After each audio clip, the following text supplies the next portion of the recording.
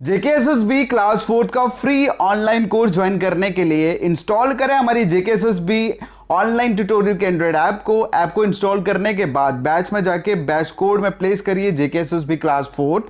उसके बाद आपको बैच में ऐड कर दिया जाएगा और यहां आपको डेली बेसिस पे एक लेक्चर प्रोवाइड किया जाएगा। Hey guys, welcome back. तो मैं रोहित एक बार फिर से आपके इस वीडियो में स्वागत करता हूं। तो गाइस, हमने अपना एंशिएंट इंडिया और मेडिवल इंडिया जो अपना हिस्ट्री का पार्ट वो ख़त्म कर दिया था। अब हम पढ़ेंगे मॉडर्न हिस्ट्री का इम्पोर्टेंट पार्ट। गाइस, ये मॉडर्न हिस्ट्री जो आपकी लेंदी होगी, तो इसमें क्या होगा, आपको कम से कम आपको 10 पार्ट इस वीडियो के देखने को मिलेंगे। और इसमें क्या होगा कि गाइस, आपको क्वेश्चन इसी में से आएंगे। अगर हिस्ट्री के ज़्यादा क्वेश्चन आएंगे तो 4 से 5 क्वेश्चन तक जो आपको हिस्ट्री के आएंगे वो आपको इसी पोर्शन से आ सकते हैं गाइस। ठीक है, तो अपना टाइम वेस्ट ना करते हो, अपनी वीडियो को स्टार्ट करते हैं गाइस। तो देखते हैं, आज हम एडवेंट ऑफ यूरोपियंस पढ़ेंगे इस वीडियो में। तो देखेंगे गाइस, यूरोपियन यहाँ पर किस तरह से आते हैं, सबसे पहले कौन आता है, उसके बाद कौन आता है, वो यहाँ पर आके कहाँ कहाँ पर रहते हैं। तो गाइस, मॉडर्न इंडिया की शुरुआत यहीं से होती है, जब यहाँ पर यूरोपियन जो है यहाँ पर आ जाते हैं। तो यूरोपियन में सबसे पहले यहाँ पर कौन आता है, पोर्टुगीज यहाँ पर आते हैं। तो क्या होता है कि पहले भी वो बहुत बार कोशिश करते हैं लेकिन यहाँ पर आ नहीं सकते, नाकामयाब हो जाते हैं। लेकिन एक बार क्या होता है, यहाँ पे वास्को डेगामा करके, ठीक है, वास्को डगामा करके वो कालीकट में पहुंच जाते हैं। कैलीकट में पहुंच जाते हैं कब, 1498 में। ठीक है, आते कहाँ से हैं, जगह का नाम है केप ऑफ गुड होप। ठीक है, यहाँ से आते हैं वो। तो कब आते हैं, जब यहाँ पे हिंदू रूलर होता है कैलीकट का, जमोरिन। ठीक है, जमोरिन जो है हिंदू रूलर होता है कैलीकट का, तो उसके शासन काल में यहाँ पर वो आते हैं। ठीक है, तो उनके साथ एक कहा जाता है कि जिसके साथ वो आए थे, वास्को डे गामा, ठीक है, जो उनकी नाव चला रहा था, तो उसका नाम था अबुल माजी। ठीक है, ये कुछ बुक्स में मिलता है, कुछ बुक्स में नहीं मिलता है। ठीक है, अभी आपको इतना याद रखना है कि वास्को डा गामा जो यहाँ पे 498 में आए थे, ठीक है, उस वक्त यहाँ पे जमोरिन एक राजा हुआ करता था, हिंदू रूलर था। तो अब इन्होंने अपनी सेटलमेंट कहाँ कहाँ करी, दामन में, ठीक है, सालसट में, चौल में, उसके बाद कैम्बे, कहीं ये CAMBA भाई कैम्बे होगा। ठीक है, वेस्ट कोस्ट में है ये, और सेंट थॉमस में, ये मद्रास के पास है, और हुगली में इन्होंने अपनी यहाँ पर सेटलमेंट्स की, अपने किले बनाए इन्होंने। तो इनका गाइस जो है अल्फोंसो डी एल्बुकुर्की, आपको याद रखना है कि अल्फोंसो डी एल्बुकुर्की जो है इनका बहुत ही इंपॉर्टेंट और एक बहुत ही खतरनाक इनका एक गवर्नर रहा है। ठीक है, सेकंड गवर्नर जो है इंडिया का। और ये फर्स्ट कौन सा था इनका, फ्रांसिस्को डी अल्माइडा। ठीक है, ये 1509 में इंडिया में आया था और इसने गो कैप्चर किया था कब, 1510 में। ठीक है, इस आपको ये याद रखना है। तो चलते हैं अगले वाली स्लाइड पे, तो वहां पे देखते हैं हम डच। तो फ्रेंच के बाद यहाँ पर कौन आएगा, इस डच आए। ठीक है, तो डच कब आए, 1602 में। ठीक है, यहाँ पर उन्होंने पहली अपनी डच की ईस्ट इंडिया कंपनी यहाँ पर उन्होंने बनाई, उसको तैयार किया। ठीक है, तो उसके बाद क्या हुआ, डच को लेकिन इंग्लिश ने बाद में हरा दिया। याद रखना है आपको, डच को लेकिन इंग्लिश ने यहाँ पर हरा दिया था, पोर्टुगीज को भी इंग्लिश ने हराया था। ठीक है, तो डच को जब इंग्लिश ने हरा दिया तो कौन सी बैटल में, जब बैटल ऑफ बेदारा करके एक बैटल हुई। ठीक है, बेदारा की जगह पे एक बैटल हुई, तो उसको बैटल ऑफ बेदारा का नाम दिया गया। 1759 में वो बैटल हुई, तो वहां पे डच को यहाँ से खदेड़ दिया गया। ठीक है, और एक एग्रीमेंट यहाँ पे कर दिया कि डच जो है, जो उन्होंने इंडोनेशिया पे कंट्रोल किया था, ठीक है, मतलब कि डच जो है कंट्रोल करेंगे इंडोनेशिया पे, और ब्रिटिश जो है कंट्रोल करेंगे इंडिया पे, श्रीलंका पे और मलाया आइलैंड पे। ठीक है गाइस, तो ये उनके बीच में एक एग्रीमेंट हुआ, किसके बीच में, डच और इंग्लिश के बीच में यहाँ पर एग्रीमेंट हुआ।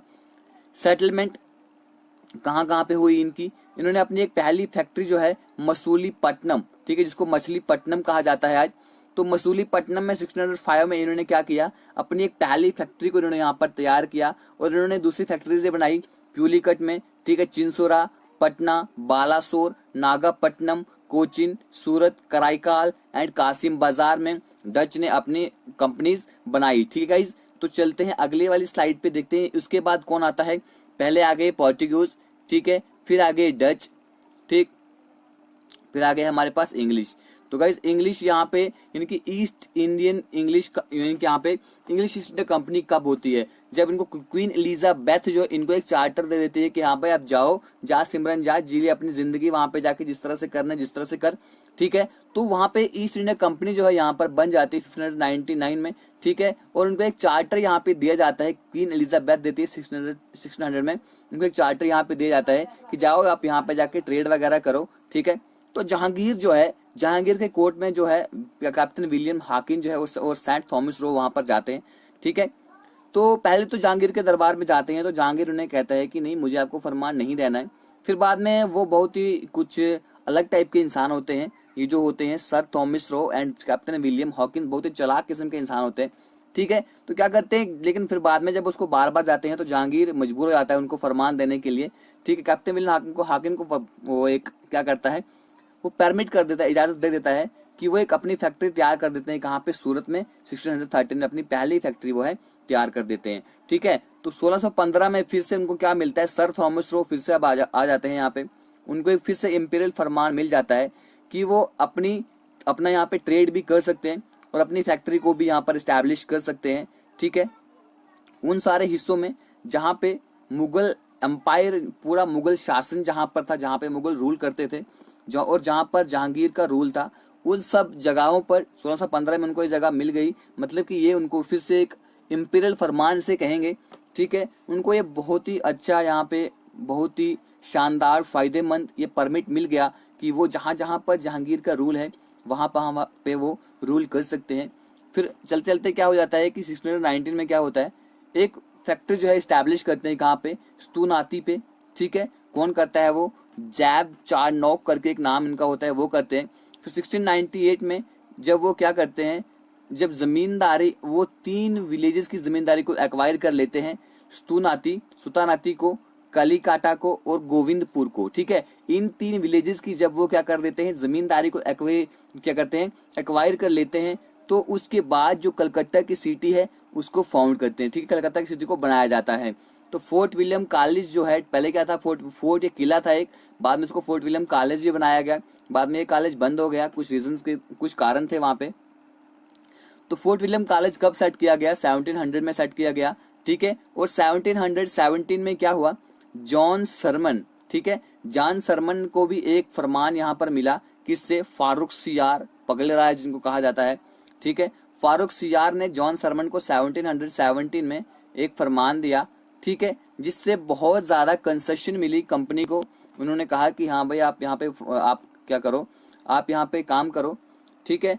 तो आप यहाँ पे अपनी कंपनी को चलाओ, ट्रेड करो, बस हमें थोड़ा थोड़ा पैसा देते रहो।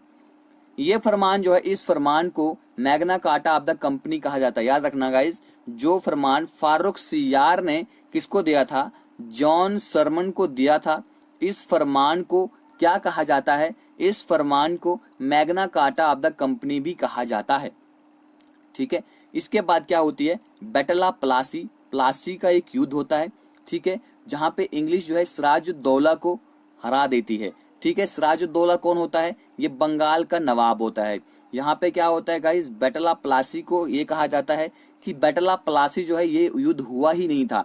यहाँ पे क्या हुआ था, एक साजिश रची गई जिससे इसके सिराजुद्दौला के अपने ही साथी थे, ठीक है। उन्होंने एक कंस्पिरेसी की, एक षड्यंत्र रचा, किससे मिलकर, जो यहाँ पर हमारे कौन थे, मीर कासिम थे, ठीक है। इन्होंने क्या किया, इनके साथ, सॉरी मीर कासिम नहीं, इनके अपने ही कुछ उनके नाम है, ठीक है। उनको क्या करके वो सब मिलके उन्होंने कहा, इंग्लिश ने कहा कि हम आपको बनाएंगे, ठीक है, तो आप क्या करो, हमारे साथ जुड़ जाओ। तो बैटल ऑफ प्लासी में ये हो जाता है। तो फिर यहाँ पे सिराजुद्दौला को वहां पे बोलते हैं आप घर चलो, वो कहते हैं कि तो अपने इंसान है, अपने ही आदमी है, तो अपने आदमी को देखकर वो उसको ले जाते हैं और वहां पे जाकर उसको हैंग करके उसको मार देते हैं, ठीक है। तो बंगाल का नवाब होता है ये। इसके बाद बैटल ऑफ बक्सर होती है, ठीक है, 1764 में होती है, आपको डेट याद रखनी है। बैटल ऑफ प्लासी जो 1757 में होती है, आपको डेट भी याद रखनी है, ठीक है। यहाँ पे क्या होता है, कैप्टन मुनरो जो होता है, मीर कासिम, ठीक है, बंगाल का होता है, शुजाउद्दौला अवध का होता है, और शाह आलम मुगल एम्परर होता है उस वक्त का सेकंड, इन सबको हरा देते हैं, ठीक है। बैटल ऑफ बक्सर में कैप्टन मुनरो होते हैं, ये इन सबको हरा देते हैं। यहाँ पे क्या क्या होता है कि मीर कासिम जो होता है शुजाउद्दौला को बोलता है आप मेरी मदद कर दो ठीक है, सोचते हैं कि मिलकर जो है हम इनको हरा देंगे, लेकिन तब तक यहाँ पे इंग्लिश की जो है, ब्रिटिशर जो है उनकी जड़ें बहुत ज़्यादा मजबूत हो चुकी थी। ठीक है, तो उनको हराना बहुत ही मुश्किल था। तो इसके आगे क्या होता है गाइस, बैटल ऑफ बक्सर हो जाती है। इसके आगे क्या होता है कि एक चीज़ मैं आपको और बता दूं यहाँ पे, इसमें क्या है कि शाह आलम, ठीक है, क्या करते हैं, शाह आलम जो है 1765 में बैटल ऑफ बक्सर के बाद ही क्या करते हैं, ब्रिटिशर को दीवानी ऑफ राइट दे देते हैं। क्या करते हैं, दीवानी ऑफ राइट्स दे देते हैं। कहाँ कहाँ की दीवानी देते हैं उनको, बिहार की, ठीक है गाइज, बंगाल की एंड उड़ीसा की।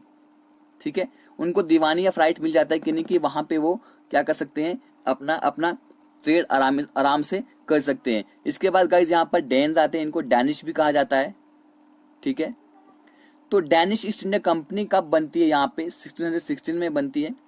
तो डैनिश कॉलोनी, ठीक है, उनका नाम था ट्रॉन केबार। ठीक है, ट्रॉन केबार उनकी एक कॉलोनी का नाम था। ठीक है, जो कहाँ पर बनाई थी उन्होंने, साउदर्न कोरोमंडल कोस्ट जो है इंडिया का, वहां पे उन्होंने इसको बनाया था। ठीक है, अभी उन्होंने सेटलमेंट कहाँ कहाँ पे इनकी सेटलमेंट हुई थी, सेरामपुर बंगाल में एक जगह है। ठीक है, ट्रेन के बाद ये कहाँ पर है, तमिलनाडु में। ठीक है, उसके बाद उन्होंने अपने सेटलमेंट को इंग्लिश को बेच दिया, कब, 1848 में, और यहाँ से वो अपने जहाँ से आए थे वहाँ चले गए। ठीक है, इसके बाद आपको पूछा जाएगा कि लास्ट यहाँ पर कौन आए हैं, लास्ट आए हैं गाइस फ्रेंच। ठीक है, तो फ्रेंच ईस्ट इंडिया कंपनी यहाँ पर कब बनती है, 1664 में बनती है। ठीक है, तो किसके अंडर बनती है, कॉलबेट करके। ठीक है, कॉलबेट करके इनका एक वो था, किंग था, यानी कि उसको कह सकते हैं कि वो उनका एक कमांडर भी था, उसके अंडर इसको बनाया गया। ठीक है, फर्स्ट फ्रेंच फैक्ट्री कहाँ पे स्टैब्लिश होती है, सूरत में।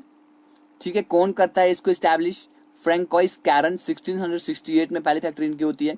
उसके बाद एक दूसरी फैक्ट्री ये तैयार करते हैं कहाँ पे, मसूलीपट्टनम में। क्यों करते हैं, क्योंकि इनको ट्रेड करना होता है। ठीक है, ट्रेड करने के लिए ये इन फैक्ट्रीज को सेटअप करते रहते हैं। फिर इन्होंने यहाँ पे 1669 में क्या किया, दूसरी फैक्ट्री मसूलीपट्टनम में तैयार की। तो इनको याद रखना कि फ्रेंच को भी इंग्लिश यहाँ से खदेड़ देती है। ठीक है, बैटल ऑफ वांडीवाश 1760 में एक बैटल होती है, जहां पे क्या किया जाता है, फ्रेंच को भी यहां से खदेड़ दिया जाता है। ठीक है गाइज, तो चलते हैं आगे। गाइज आज इतना ही करते हैं।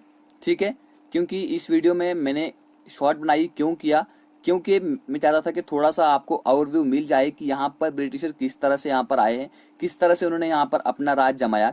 ठीक है गाइज, आपको इतना याद रखना, ज़्यादा आपको लेंथी जाने की जरूरत नहीं है। ठीक है, इसके यहाँ पे वीडियो खत्म करते हैं, तो अगली वीडियो में डिस्कस करेंगे इसके अगले वाला पार्ट।